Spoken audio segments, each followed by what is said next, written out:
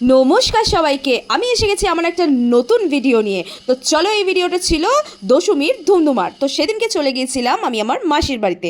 তো মাসির বাড়িতে এত আইটেম রেডি করেছিল, আর আমার পছন্দের ছিল এই কুকারের মধ্যে মাটন। আমরা পৌঁছেছিলাম যথারীতি দেরিতে। তো দেরিতে পৌঁছালেও পেখমের পিসিকে পেয়ে একদম আপ্লুত হয়ে গেছিল। তো ওরা দুজনে মিলে হরর মুভি দেখছিল, একদম ভয়ঙ্কর ভূতের মুভি। তারপর মাসির সাথে অনেকক্ষণ গল্প টল্প করার পর পেয়ে গেছিল খিদে। আর খিদে তো পাওয়ারই ছিল, কারণ হয়েছিল যে লাল লাল ঝাল ঝাল মাটন। একবার খালি কালারটা দেখো, উফ ওয়াও ওয়াও।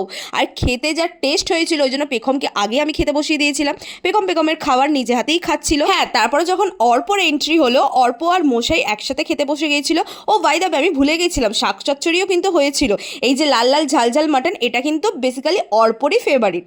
তো আমারও মাসির হাতের রান্না খুবই ভাল লাগে। তো অর্পর খাবার খাচ্ছিল। তারপরে যখন আমার পালা এলো, তো তখন গল্প ছাড়ো, মাটনের ওপর কনসেন্ট্রেট করো, এই বলে কবজি ডুবিয়ে লেগে পড়েছিলাম। আর সত্যি মাংসটা যা হয়েছিল না, পুরো ওয়াও ওয়াও।